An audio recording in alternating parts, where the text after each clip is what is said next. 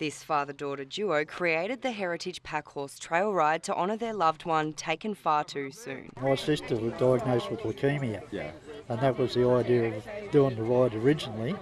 And she lived for 2 years after we started the ride, and then she passed away. And she wanted to give something back to the foundation for all the help they did, and we wanted to do something to help her to do that. This year, the ride took on a whole new meaning as Colin embarks on his own journey to fight the disease. Unfortunately, I've been diagnosed with lung cancer 6 months ago, so I'm one of the victims of the whole show now, so it makes everyone sort of more aware of it. This year, he wasn't able to complete the full 76-kilometre journey from Port Albert to Rosedale. My dad has dedicated his time and effort to getting this happening, and if I can help carry it on for him and make it easier for him, then that's where my heart will always be. The family hopes the $9,000 raised for the Leukemia Foundation will help find a cure, honouring the life of Rhonda Lynch and continuing her legacy. Every year that she's gone, I imagine her standing there smiling at everyone for all the effort that goes into the weekend. Rachel Cocard, WinNews.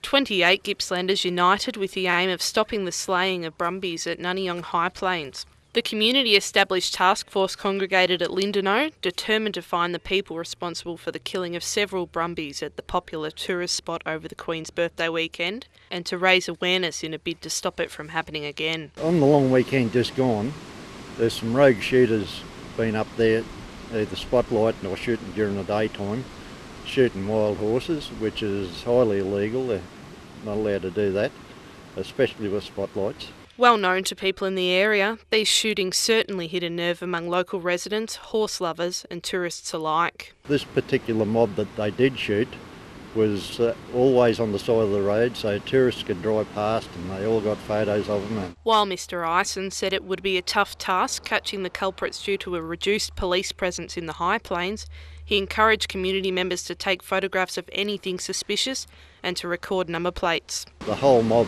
was shot just senseless. No need for it whatsoever, and no outright kills, shot multiple times, so it's pretty disgraceful actually. By joining forces with organisations like the Department of Environment, Land, Water and Planning and local politicians, the group hope they are one step closer to justice. Rebecca Simmons, WinNews.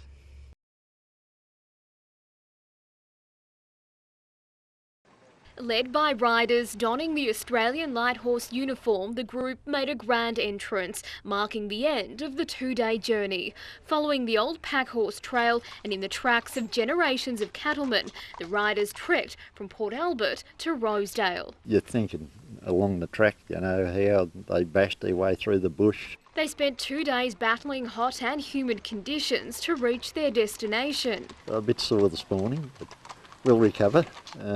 Yeah, we'll recover from that. But with pain came gain. The Heritage Pack Horse Ride raised around $15,000 for the Leukemia Foundation, a cause close to founder Colin Ison's heart. His sister Rhonda died from leukemia in September 2011. It knocked us all around a fair bit, you know, like it would because you lose a sister. After Rhonda's death, Colin took to the saddle to keep his sister's legacy alive. Money raised from this year's event will go towards providing much-needed accommodation for the families of leukemia sufferers. It's really important to the families that they've got somewhere that they don't have to pay anything for. If it can save someone's life, well, yeah, we've done a good thing. Alexandria Dadzimarkis, WinNews.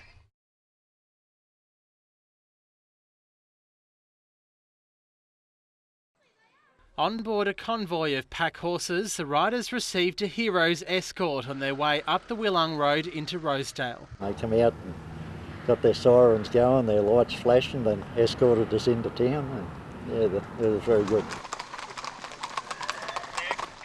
And there were plenty of onlookers lending their support as the troop arrived at Edward Crook Reserve. All lining the streets there, and they come out and they clap, and yeah, it makes you feel pretty proud. It's the 6th year the convoy has made the almost 80-kilometre trip from Port Albert to Rosedale. The journey includes an overnight stop-off with dinner catered for by the Rosedale and Hayfield Lions clubs. And for the almost 30 riders on horseback this year, there were plenty of throwbacks to the past. When you look at the name of the road we travel on, the old Rosedale Road, well, years ago that was a very narrow track, just wide enough for pack horses, and sometimes maybe wagons went through there. With numbers down on last year, the fundraising total was slightly down too, but organisers are still expecting to get close to the $10,000 mark, money that will help with research and support for leukaemia patients. I think they help families out with all different things, even as far down as looking after their pets while they're in hospital. Tom Kelly, WinNews.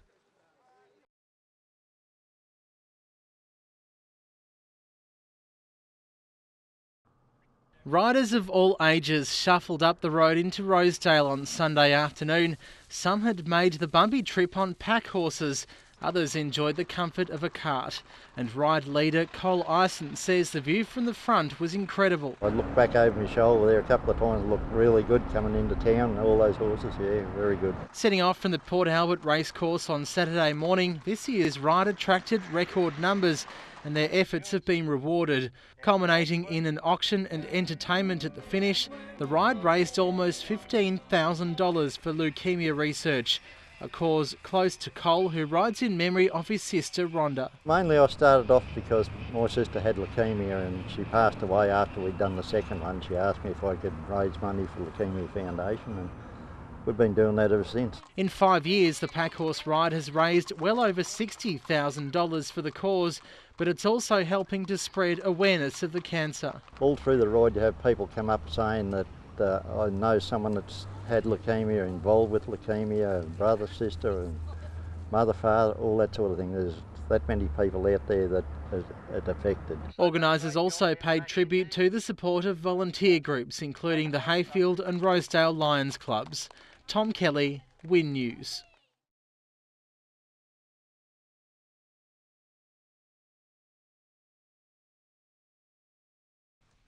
They came shuffling through the hazy heat into Rosedale on Sunday. Some travelled with horse and cart, others commandeered a more compact ride. As usual, the pack was headed up by Colin Ison.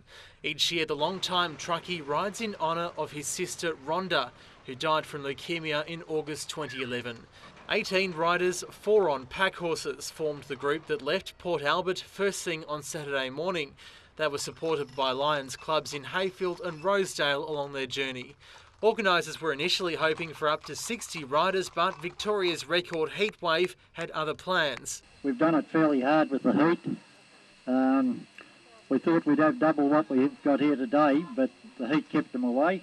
Still, there was plenty of praise for those who did tough it out. We've got a few children that have really done very, very well on this ride. Here's your trophy, sweetheart. Well done. And almost $13,000 to go to the Leukaemia Foundation. Who's going to start me off? I got $20 for the pair, $20 anywhere for the pair. Tom Kelly, WinNews.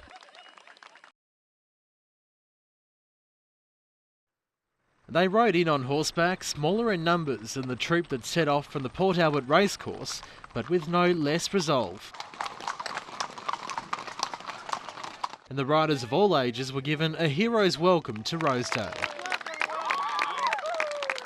Of course, the two-day trek wasn't always a canter, with a number of swollen rivers presenting an obstacle. When we got to there to cross over, there was about a foot of water over a low-level bridge. This year's ride was dedicated to Colin Ison's sister Rhonda, who recently lost her battle with leukaemia.